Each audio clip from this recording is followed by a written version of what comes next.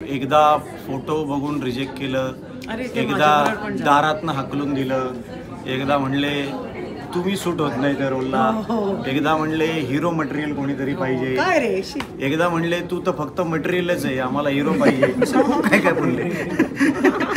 मग आम्ही रिक्षा पकडली आणि फिल्म सिटी आतमध्ये आतमध्ये आतमध्ये आतमध्ये.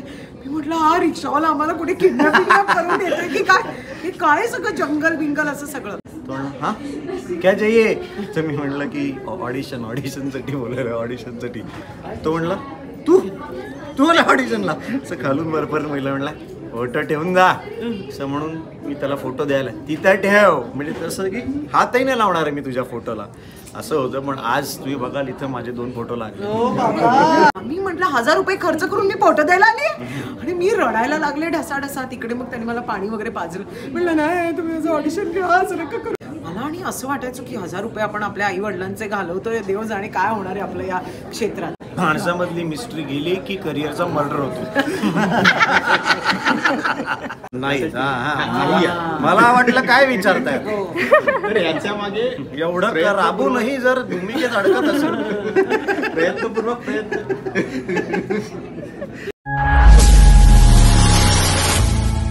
माणूस म्हणून प्रत्येकामध्ये काही चांगल्या काही वाईट गोष्टी असतात. असं नाहीये की वाईट गोष्टी आम्ही आमच्या लपवून ठेवतो, पण सगळंच काही उघडच करायची गरज नाही. त्यातली माणसामधली मिस्ट्री गेली ना बॉस, की मग काही मजा राहत नाही. आणि तीच मिस्ट्री आमच्या या फिल्ममध्ये आहे. माणसामधली मिस्ट्री गेली की करिअरचा मर्डर होतो. वाह वाह वाह.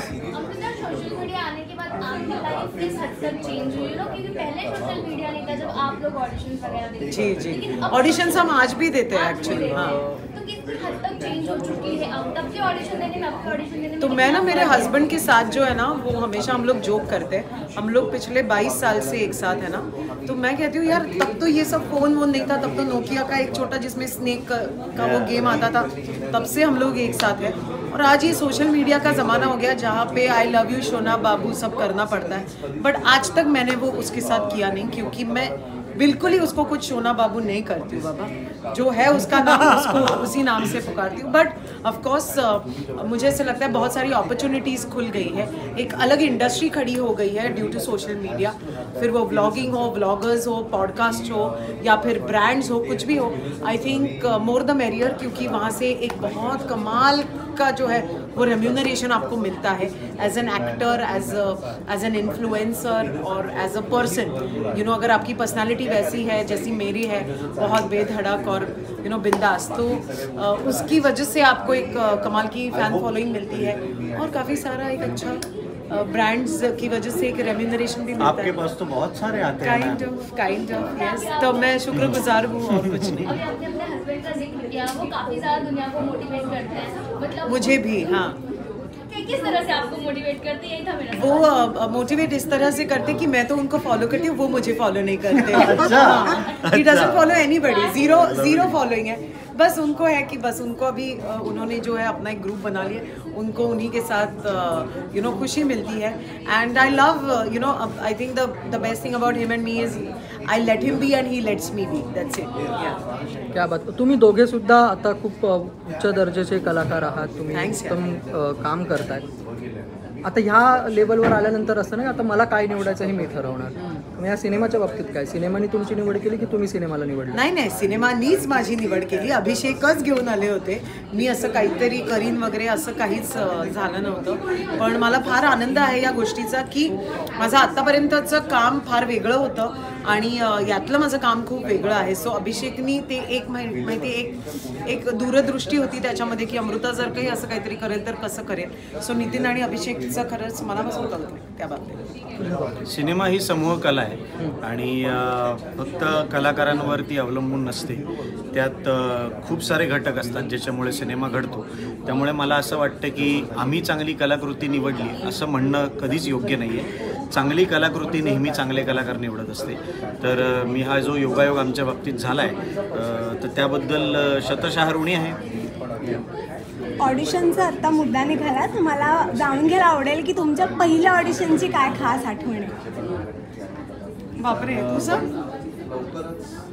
माझी ॲक्च्युली एक पहिल्या ऑडिशनचं मला असं आठवत नाही आहे. पहिल्या अनेक ऑडिशन्सचं असं आठवतं आहे की जिथे मला एकदा फोटो बघून रिजेक्ट केलं, एकदा दारातनं हाकलून दिलं, एकदा म्हणले तुम्ही सूट होत नाही त्या रोलला, एकदा म्हणले हिरो मटेरियल कोणीतरी पाहिजे, एकदा म्हणले तू तर फक्त मटेरियलच आहे, आम्हाला हिरो पाहिजे, काय काय बोलले. पण मला एक ऑडिशन आठवते. तेव्हा व्हायचं असं की मोबाईल फोन नव्हता, तर लँडलाईन नंबर दिलेला असायचा आणि मग लँडलाईनवर फोन आला की असं असं ऑडिशन आहेत. तर पुण्यातनं असं पोरं पाठवायचे मुंबईला. पोरं माहिती आहे एस टीत बसून निघायचे, स्वारगेटवरनं एस टी पकडून पोरं निघायचे. तर पोरं म्हणे ऑडिशनचा फोन आला, ऑडिशनचा फोन आला, चल तिघं चौघं मिळून जाऊया. मग मी मिळून जायचो आणि जाताना एवढा ट्रॅफिक लागला. आणि तेव्हा AC बसेस वगैरे पण नव्हत्या, एसट्या होत्या, प्रॉपर एसट्या होत्या. म्हणजे जातानाच माणूस ताऊन सुलाखून निघायचा. तिथे वेगळीच गोष्ट आहे. तर तिथे पोचल्यानंतर इतका घाम बी मला होता आणि असं सगळं चेहरा तेलकट झाला होता, केस बीस विस्कटले होते. कारण मुंबईला पोचायला जवळपास 6.5-7 तास लागले त्या दिवशी. आम्ही पोचलो तिथे, तर तो जो माणूस आहे ना तो बंद करत होता दार, त्या स्टुडिओ दार बंद करत होता. आणि दार बंद करताना तो हां क्या चाहिए, तर मी म्हणलं की ऑडिशनसाठी बोलायला, ऑडिशनसाठी. तो म्हणला तू मला ऑडिशनला. असं खालून वरपर्यंत महिला म्हणला फोटो ठेवून जा, असं म्हणून मी त्याला फोटो द्यायला, तिथं ठेव, म्हणजे तसं की हातही नाही लावणार आहे मी तुझ्या फोटोला, असं होतं. पण आज तुम्ही बघाल इथं माझे 2 फोटो लागले LED वॉलवर. पण सेम माझं पण असंच झालं होतं मला. आणि म्हणजे एक रियालिटी शो करायच्या आधी मी पुण्यातनं मुंबईला यायचे ऑडिशन वगैरे करायला. आणि ना तेव्हा फिल्म सिटी काय, कुठली काळी गोरी मला काही माहितीच नव्हतं बाबा, खरंच आहे.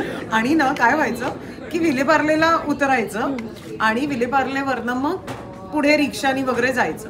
आणि तेव्हा ना एक साधारण 1000 रुपये खर्च व्हायचे. मेट्रो लिंकचं एक 200-250 रुपयाचं तिकीट वगैरे असायचं. आणि मी आणि माझी आई, बरं तेव्हा 1000 रुपये म्हणजे केवढी बाप रे. मला आणि असं वाटायचं की 1000 रुपये आपण आपल्या आई वडिलांचे घालवतोय, देव जाणे काय होणार आहे आपल्या या क्षेत्रात.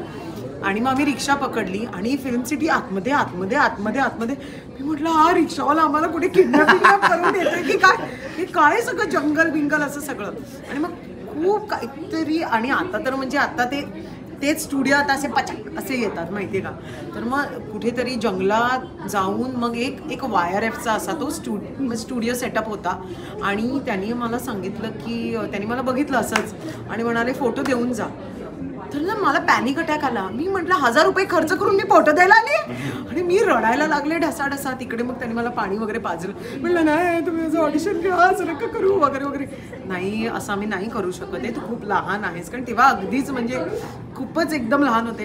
तर आम्हाला त्या रोलसाठी मग तुम्ही आधी का नाही सांगितलं. आणि मी भांडायला लागले त्यांच्याबरोबर. आणि ना ते आपण माहिती आहे रागात आणि आता हेल्पलेसनेसमध्ये कसं रडतो बिडतो असं सगळं मी केलं. शेवटी माझी मम्मी रडता मला म्हणाली चल बाबा जाऊया आपण, परत नको येऊया. पण मग तिकडेच आम्ही जेव्हा मी झी सिने स्टार्स की खोजमध्ये होते तेव्हा त्याच स्टुडिओने आम्हाला बोलवलं, तिकडे मान वगैरे असं सगळं दिलं. आणि मग काय जी काय सफर आहे ती आता तुमच्या समोर आहे. ॲक्च्युली एक गोष्ट आहे जी मला सगळ्यांना सांगायला आवडेल या निमित्ताने. मी आणि अमृता पहिल्यांदा सिनेमात काम करतो. हो, आम्ही याच्या आधी कुठल्याही सिनेमात एकत्र काम केलेलं नाही आहे. लाईक आणि सबस्क्राईब हा आमच्या दोघांचा पहिला सिनेमा आहे. आम्ही खूप वर्ष काहीतरी घडवून आणायचा प्रयत्न करत होतो, पण ते काही घडलंच नाही. पण आमच्या दोघांचंही पहिलं काम ज्याच्यामुळे आम्ही प्रेक्षकांसमोर आलो ते एकत्र होतो. तर त्याची गंमत अशी आहे की अमृता सिने स्टार्स की खोज या रियालिटी शोमध्ये होती तेव्हा. आणि त्या शोची जी जाहिरात होती, जो पहिला प्रोमो आउट झाला त्या प्रोमोमध्ये मी काम केलं होतं. ती माझी पहिली ऑडिशन आहे ज्याच्याने मला काहीतरी काम मिळालं. सो मला असं वाटतं बहुधा माझी जाहिरात बघून तिने ठरवलं असेल की ह्या शोमध्ये आपल्याला जायचं. आणि पुण्यात फिल्म इन्स्टिट्यूटच्या स्टुडिओमध्ये तेव्हा त्याचं शूटिंग होतं. त्याच्या सगळ्या पुण्यातल्या फायनल राऊंडचं. आणि तेव्हा अमृताला मी पहिल्यांदा स्टेजवर बघितलं आणि मला असं वाटलं की ही मुलगी जिंकली पाहिजे अमृतासाठी. तेव्हा मी भरपूर टाळ्या वाजवल्या, शिट्ट्या वाजवल्या आणि इव्हेंच्युअली काही वर्षांनी आमची ओळख झाली. आणि आज तो राऊंड मी जिंकलेच, नंतर मी मुंबईत आले. तर मग तेव्हा मला असं वाटत होतं की कधीतरी आपण एकत्र काम करावं. इतक्या वर्षांनी का होईना लाईक आणि सबस्क्राईबच्या निमित्ताने आम्ही आज एकत्र काम करतो. असं म्हणतात की एखादा चित्रपट सक्सेसफुल झाला, हिट झाला की त्या कलाकारांना तशाच पद्धतीच्या भूमिका दिल्या जातात. तर तुमचे अनेक चित्रपट सक्सेसफुल होऊन देखील तुम्ही एकाच टाईपच्या भूमिकात अडकलं नाही. मला वाटलं काय विचारताय. तर याच्या मागे एवढं राबूनही जर भूमिकेत अडकत असेल प्रयत्नपूर्वक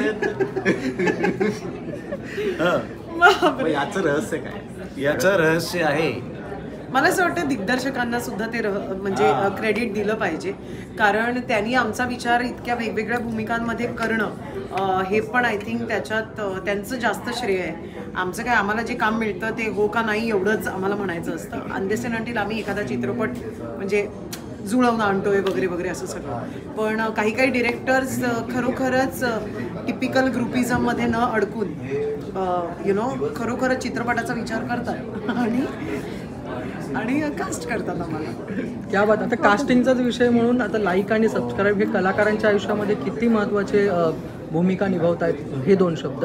आणि असंही कुठेतरी चर्चा होते की आता इन्फ्लुएन्सर्स ही खूप जागा घेत आहेत कलाकारांची, जणून त्यांच्या लाईक्स आणि फॉलोवर्सच्या या आकड्यांनी त्यांचं कास्टिंग होत आहे, त्याच्यामुळे त्यांचे पैसेही वाढत आहेत वगैरे. असं काही आहे का? किंमत ठरवली जाते का? मला असं वाटतं पैसे वाढत असतील ते त्यांच्या टॅलेंटवरती, पण चित्रपटाचं कास्टिंग तुमचे फॉलोअर्स बघून जर का होत असेल तर तसं नाही आहे. मग तसं तर मी पुढची 10 वर्ष बिझी पाहिजे, पण तशी नाही. पुढच्या फिल्मचं काय करायचं हे माहिती नाही, महिन्याला 4 सिनेमे.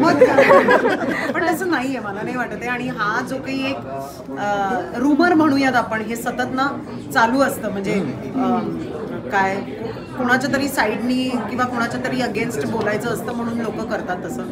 पण असं अजिबात नाही आहे. फॉलोअर्सनी तुम्हाला काम मिळत नाही. हां, तुम्ही एका पेमेंट ब्रॅकेटमध्ये डेफिनेटली येता, कारण आता ब्रँड्स आहेत, ब्रँड्सनाही हवं असतं की त्यांचे ब्रँड्स वेगवेगळ्या पद्धतीने वेगवेगळ्या लोकांपर्यंत पोचावेत, आणि त्यासाठी इन्फ्लुएन्सर्स आर द बेस्ट.